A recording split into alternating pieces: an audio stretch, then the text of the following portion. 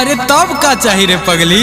सुनो भैया, बोल। राखी बन्हाई भौ जाए चाहे। अच्छा। राखी बन्हाई भौ जाए चाहे भैया, राखी बन्हाई भौ जाए चाहे। बस इतना छोट बात।